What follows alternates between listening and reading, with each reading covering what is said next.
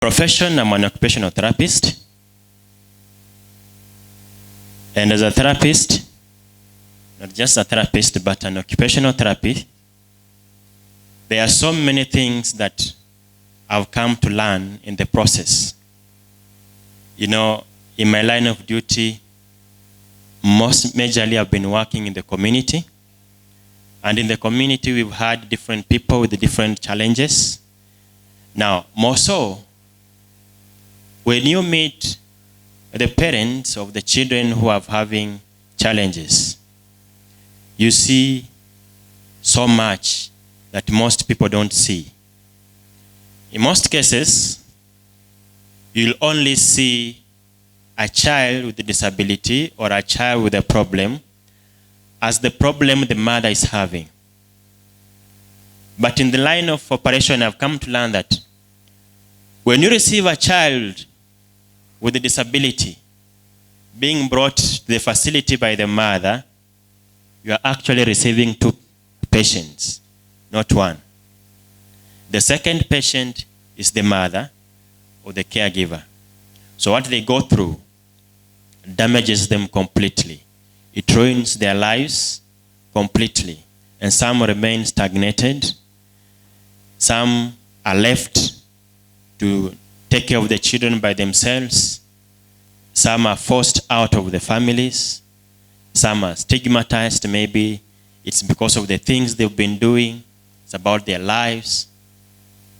Then now, as I proceed, I realize that it's not only the children who are having challenges or their caregivers, but in general, people who are working in different setups, maybe in hospital, different industries, they are overburdened by so many things that they cannot resolve. So you meet somebody, he's dressed nicely, he looks smart, he looks appetizing. When he speaks with a lot of confidence in public, and he inspires some kind of confidence in other people. But now when they go back to themselves, when they are in themselves, they really suffer a lot that has been happening to them that they can't mention to the public. And sometimes people may not be able to own up and say that I'm here, I need help. In African culture, especially men, when you voice some of the challenges that you are undergoing, it's a sign of weakness. And then people will start looking at you as a weak person. So what do? You need to suffer in silence. Then I think maybe there is a way they can be able to be assisted when they are on their own, as they like being on their own. Putting down something that when they get access to, it can help them. And that's how it gave me this journey of writing. Actually, this is my second book. The first one, it was being driven by hardships to success. And what inspired me to do that book is what I was going through when I was in Nairobi. That is after I finished college. So when you are back at home, people at home, they think you are in Nairobi, things are working out. Of course, you can't tell them things are not working out. You don't want to disappoint people. So you just have to do whatever you can until you see that things are paying off from wherever you are sitting. So when you go around telling people that this is what's happening to your life, some may not believe you, some will laugh at you, some will be very happy it's happening to you. So what do? You have to work hard. As Pastor said, when they throw stones at you, you tell them, keep sending them. Then the next thing you need to do is you order for cement, you order for sand, you start constructing something out of it. But now, what courage do you have to order for cement? And what courage do you have to order for sand? It takes some lot of courage. Which means that you need to do something about yourself in order to be able to stand up and say, now I need to order for cement. Because sometimes these stones are burying you, which means you have to find a way to push them aside so that you can be in a position to order for cement, to start constructing something out of it. Now, that's where the problem is. That's where we are most stuck. And most of those stones, they form part of our past. The things that have been happening to us, which in form of stones, that have been burying us, burying ourselves in that we cannot see how capable we are. The things that we could be doing, we lose hope, or maybe we lack belief in ourselves to be able to do those things because you've been buried. Now, the only way to get out of that is to acknowledge that you are being buried. Because there's a possibility you are buried, but you don't know that you've been buried. You just feel you are okay under the ripples of stones. But you have to acknowledge that this is what's happening to me. I have been buried, and out of this, I need to find a way to get these stones off myself so that I can see the open space outside. So that now I can see, I can have enough space to move around, to operate, and make things happen. But when you are still under those rebels, you think that the life is just what you have there. But there is a whole lot of life outside whatever is burying you. And that forms part of your past. Maybe your mother told you that you're so stupid, you can't make it in life. It buried you. Maybe somebody told you that where you are coming from, nobody can make it in life. So don't waste your time here. That buried you. Maybe the way you are operating in class, you are always the number last. And people were laughing at you. They were calling you names. Some were bullying you. Then that buried you. So unless you realize what is burying you, you can't come out of the rebels. So you need to identify first, what is this that's burying me? So there's so many things that did happen. And sometimes we find ourselves buried not because we want or we were the problem. Maybe where we are coming from, maybe our families, our communities, our village, the things that they've been doing are forming part of the things that are burying us. So we need to get out of that. And that's why I started with. First of all, you need to recognize that you have a past. And that this past has affected you in one way or another. Now the thing is, how do you recognize how it has affected you? And now how can you start walking out of that past? And don't lie to yourself that you can hide from your past, that you can run from your past. It's part of you, and it is there to stay. It's very permanent. Because you are born in that village, it will never stop happening that you are born in that village. However much you wish you were born in Canada, that is the village you are born in. So you need to appreciate that. The way the village is, you just have to appreciate it. And then now from there, maybe it could be the reason why you are born there. Maybe you are the reason why you need to fix all those things that are happening in your village. Then now, when you see that, then now from your past, you can see some of the things that you can work on to improve your society, to improve your community, to improve yourself and everybody around you. And now that start forming part of your responsibility in life. What could be your purpose that you have to live for?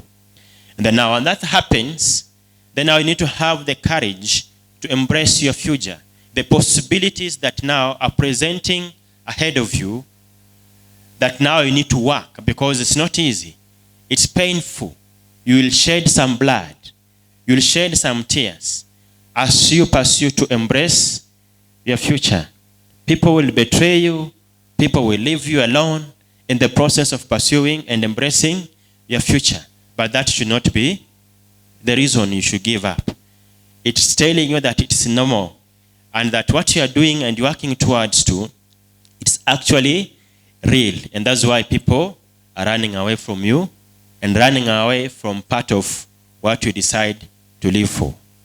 So, the book here, I believe it may not solve all the problems that you're having. It may not fix your life, but it should be a beginning point. It should be a book to trigger something within you and within your life that at the end of the day, you'll have to change your perception in life. You'll have to change maybe how you look at life.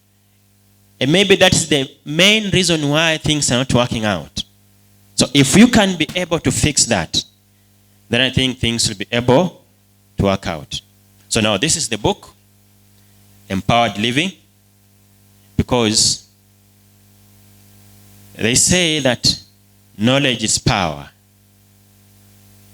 Okay? Which is a very powerful statement. But I say, living the knowledge is the authority. If you purpose that you're not just going to read the book and have knowledge to share with other people about what's in the book, like the way we do with the Bible, we are so good at quoting the verses, and you know where those verses are. That is knowledge. And it's a good thing because it's the beginning. That's where we start from. But what makes the difference is you living the knowledge, demonstrating the knowledge. They say that being the salt. Because you can't tell people that this is possible, you can do this. But when people look at you, you're not showing that actually this can be done. So, all I will encourage, as you purpose to go and read the book, don't just get the knowledge here. And maybe this may not be the only book you will read. Let it be the beginning of your reading journey, so that you can acquire knowledge, and from that knowledge, you start living the knowledge, and when you start living the knowledge, you become the authority. Now, what I mean by authority is, you are not moved when people think you are going to move. Because you live the knowledge, you know when is the right thing to do something. So when everybody is buying a car and you have an agenda, so you need the money that will have put on your car to put on your agenda. If everybody is living lavish life, don't join them, because you live the knowledge that you have. You have the authority, which means you will not doubt in your mind that whatever I'm doing is what I stand for. And to believe that it's going to give you the feedback that you're looking for.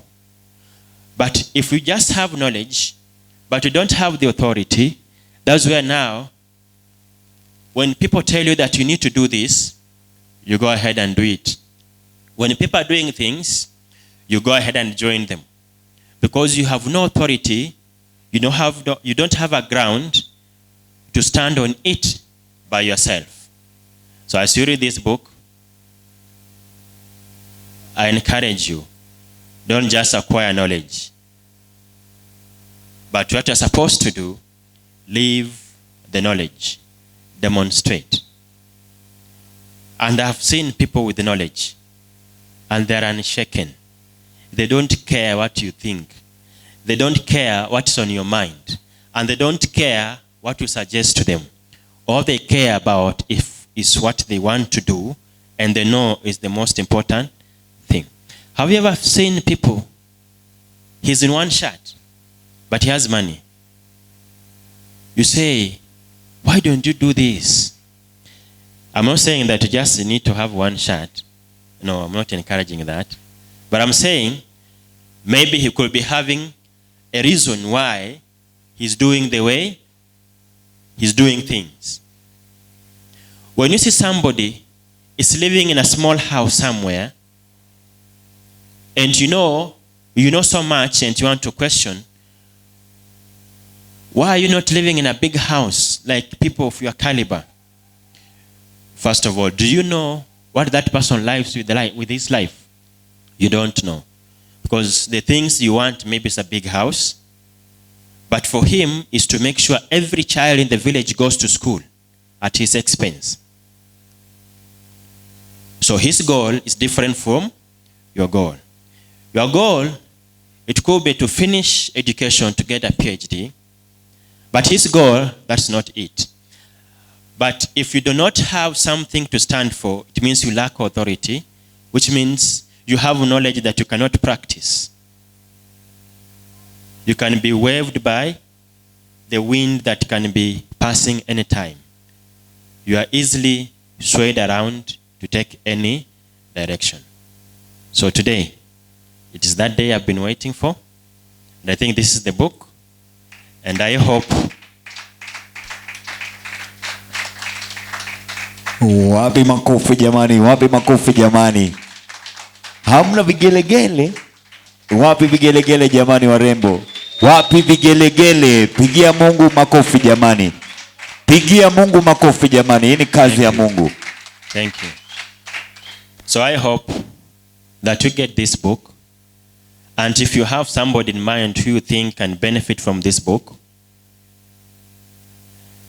be the beginning of that person's life. It could be a trigger to his way of thinking and his way of doing things. And maybe there are some of the family members that you may want to read this book. And from there, you might fix one or two problems that you keep solving on a daily basis. So, Mr. George, thank you. Thank you so much. Tupigie Profesa makofi.